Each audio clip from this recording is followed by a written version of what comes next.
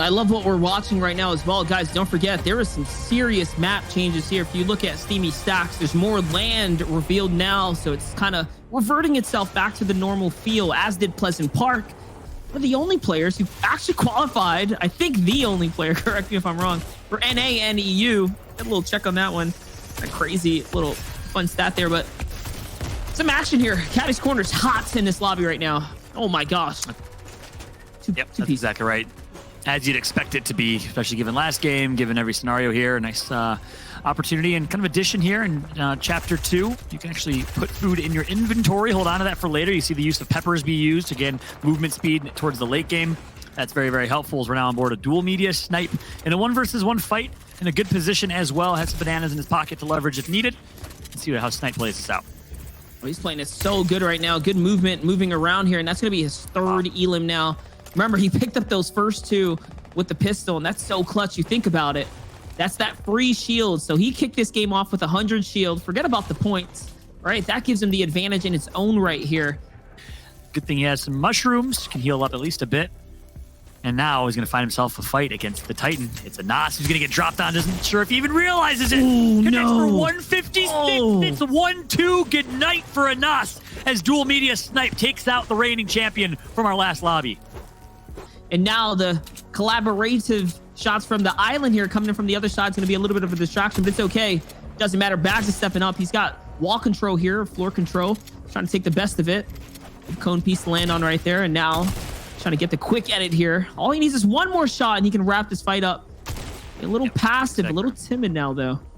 One shot with maybe the old tack. Might be two, but he's going to get the headshot. Makes it one and done for Bag. Well played. Of course, tactical shotgun overall has kind of fallen to the charge shotgun, much like it did to the pump, but especially with some of the recent nerfs to the tactical shotgun, but still important in some of these early game fights, still, especially if you can get a purple shotgun or the likes.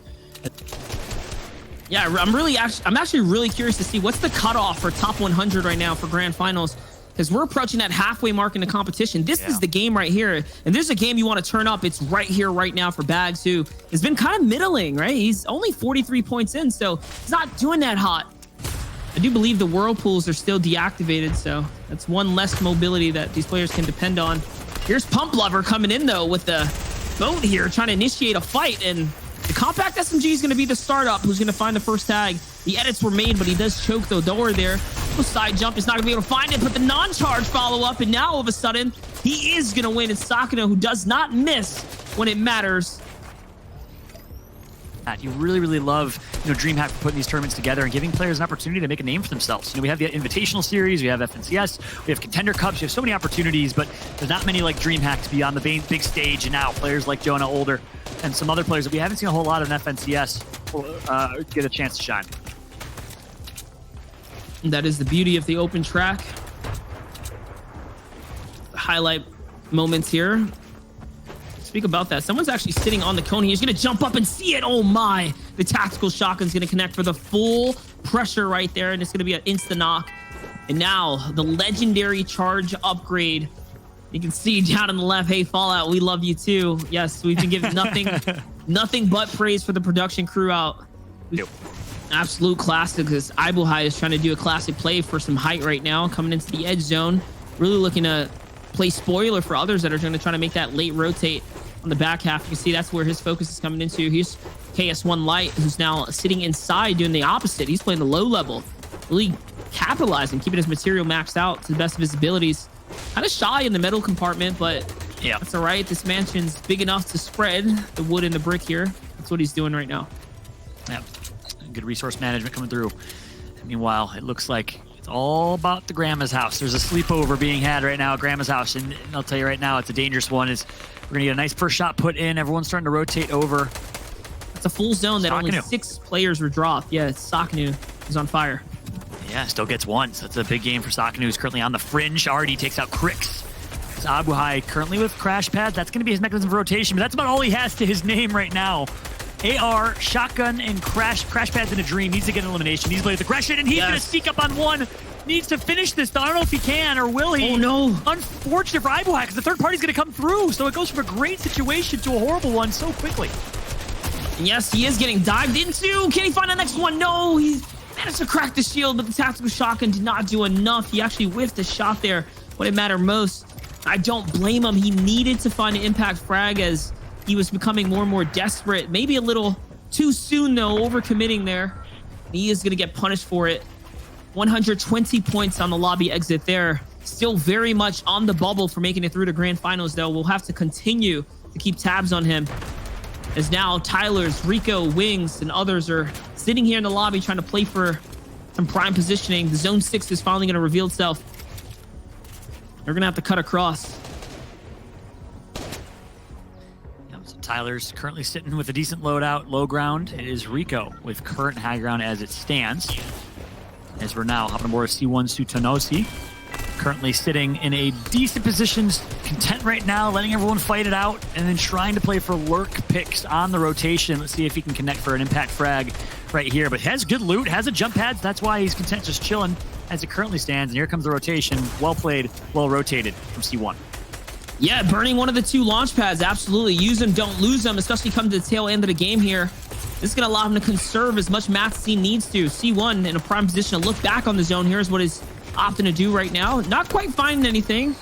He's going to find some tags, but not enough. Not as good as we saw Tayson do it before. So let's see what's going to happen next. He's using these crash pads now. He wants to continue to save mats. Another beautiful usage of the crash pad. Yep, we got Yanes from Germany.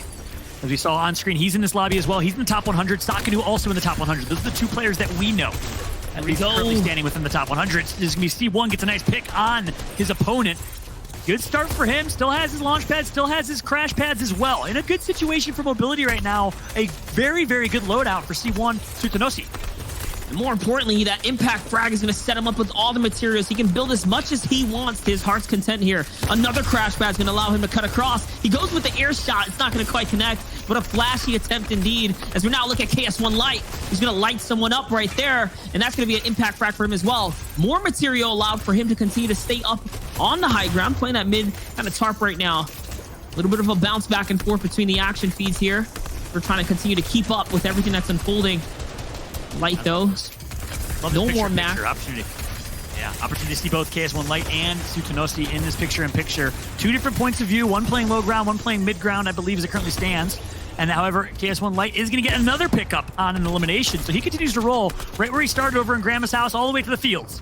KS1 Light is in a very good position right now with a few eliminations to his name at 3. Sutonosi with 2. We'll stay on board with them. Not only that, he is playing out of his mind. 160 points, well above the cutoff right now to continue to make it into qualification. The person who's on the bubble, though, it's C1, so C1 has to continue to make points here. Wait a second, though. Back to Light here. Each other in a fight. Yes. They do end up crossing past now, and you can see from both perspectives on the other side of the wall there, it was C1 who goes running. Light getting the best of him. Forced the farm, though. He doesn't have any mass. That's so clutch for him as he hops across. 120 on the shot and follows up, and now he gets the refresher that he needs again. So Light is still in the running, and C1 is doing the same. Finds his This is a tag team, as they're just taking turns right now, getting eliminations. Both players on screen are absolutely popping off. You wonder, at what point are they going to meet? At what point are they going to fight? And which Titan will win? Sutonosi versus KS1 Light. Both with huge plays. Sutonosi gets another one. He's not done yet. It comes down to this. Only a few players remain in this lobby, and they're getting closer and closer. They are indeed here. Here's C1, though, who's moving his way forwards now on the low ground. Just biding his time, though. He has just enough material to actually close out this game. On the other side, Light's going to clutch up with the big Elam. Someone's outside of the storm zone. Makes another edit. He knows where this player's at. Crash pads are revealing himself, exposing him, though. He needs this one, and yes! He finds it. Another siphon keeps him alive in a storm. No more HP, though, and he still survives. Somehow, some way, top 3 now Fallout. How's it going to unfold? You can hardly believe if we wrote a story, it couldn't have been written even better than this. As these two, the 2 we have followed for the last 5 minutes, will be fighting against each other for the win. It is C1 Sutonosi versus KS1 Light. And it's going to be Sutonosi who connects for the Elim. He's not done yet. Larzi still alive in this one. It might be a heal off. No, instead it's going to be a fight. Sutonosi, can he finish? A huge game, a must win for him. And he's not done yet. Here comes the opportunity, trying to survive. Monster, call it.